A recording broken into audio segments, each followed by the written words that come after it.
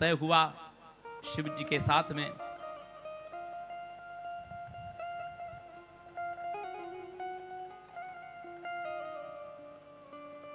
भगवान शिव जी नर्तक बनकर के आए।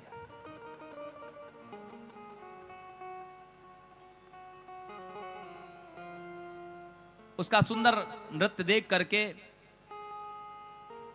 हिम्मान और मैना ने निश्चय किया कि पार्वती जी को यह नृत्य सिखाएं। शिव जी नर्तक के रूप में आकर के पार्वती जी को नर्तन सिखाने लगे।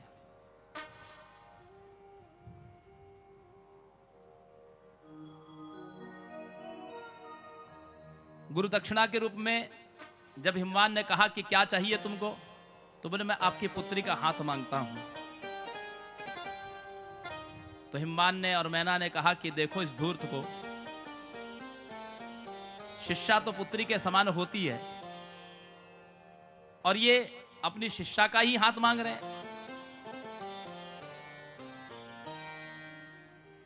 तुम यहां से चले जाओ, अन्यथा मैं अपने रक्षकों से कह करके तुमको दंड का विधान करूंगा। भगवान शिव अपने रूप में प्रकट हुए, अंतर्हित हो गए। हिमवान और मैना पश्चाताप करने लगे कि देखो साक्षात भगवान शिव इतने दिन हमारे निवास पर रहे और उन्होंने हमारी पुत्री का स्वयं हाथ मांगा, लेकिन हम उनको दे नहीं सके। शिव जी अनेक अवसर पर आए हैं पार्वती जी के सन्मुख। जिस समय पार्वती जी तपस्यारत थी, उस समय भगवान शिव जी एक तपस्वी के रूप में आए और शिव जी की निंदा करने लगे। पार्वती जी ने उस तपस्वी से कहा, यदि आप एक साधु तपस्वी न होते तो मैं इस क्षण आपको जला के भस्म कर देती, क्योंकि शिव निंदक अगओग नसाए। शिव जी की निंदा करने वाला, यदि कोई शिव जी की निंदा करे, यदि सामर्थ्य हो तो उसकी जिह्वा खींच लो, और यदि सामर्थ्य न हो तो अपने कान बंद करके वहां से अन्यत्र चले जाए, लेकिन किसी प्रकार भी शिव जी की निंदा न सुने।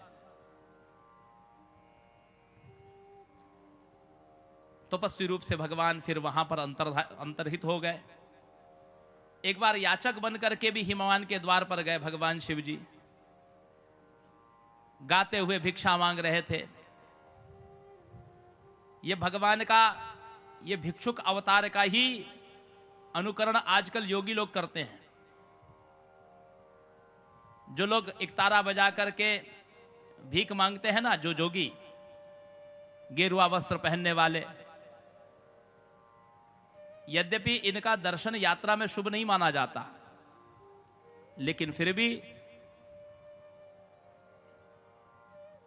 ये जोगी भी शिवजी के अनुयायी माने जाते हैं, क्योंकि सर्वप्रथम इस रूप को शिवजी ने धारण किया था। यह भगवान का भिक्षुक रूप कहलाता है, भिक्षुक अवतार कहलाता है। और भिक्षुक अवतार में भगवान ने हिमवान से पार्वती जी का हाथ मांगा, वहां भी उन्होंने खाली लौटा दिया। और फिर हिमवान पश्चाताप करने लगे, कितने बार शिव जी ने आकर के हमसे पार्वती जी का हाथ मांगा, लेकिन हमने अपनी कन्या उनको न दी। अर्थात शिव जी ने हिमवान, मैना की और पार्वती जी की अनेकों कसौटियां की है, अनेक अवतार धारण करके उनकी कसौटी की है। ये कसौटियां क्यों हुई? क्योंकि पूर्व अवतार में जब देवताओं ने सती से विवाह के लिए शिव जी से आग्रह किया था, तो शिव जी ने शर्त यही रखी थी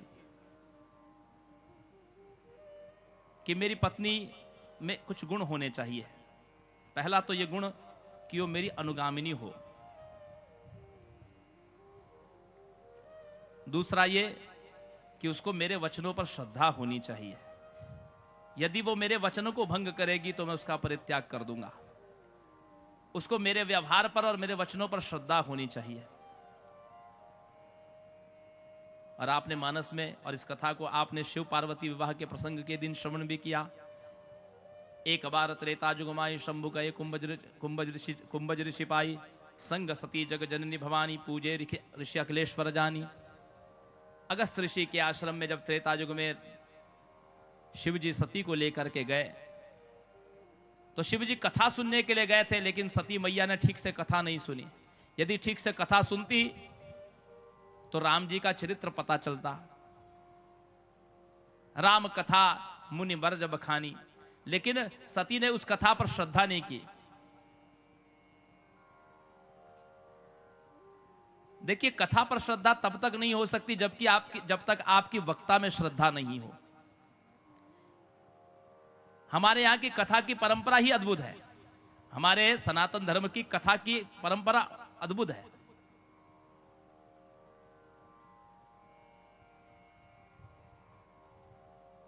आज भी कई जगह अनेक अनेक मजहब में, पंथों में अपने अपने कथा कहने के विधान है।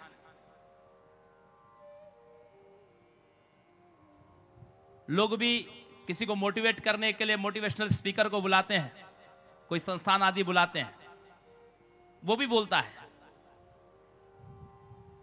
लेकिन हमारे सनातन धर्म की विधा ही अलग है। हमारे यहां जब कथा वक्ता आता है तो उसकी आरती उतारी जाती है, उसका पाद प्रक्षालन होता है, व्यासपीठ पर बैठा के उसका पूजन किया जाता है। पूजन का अभिप्राय यह होता है सज्जनों माताओं कि पहले आप वक्ता पर श्रद्धा करते हैं। यदि वक्ता पर आपकी श्रद्धा नहीं है तो उसके वचनों पर आपकी श्रद्धा नहीं हो सकती। सनातन धर्म में सबसे बड़ा यही अंतर है। अन्य धर्मों में व्यास की पूजा का विधान नहीं है।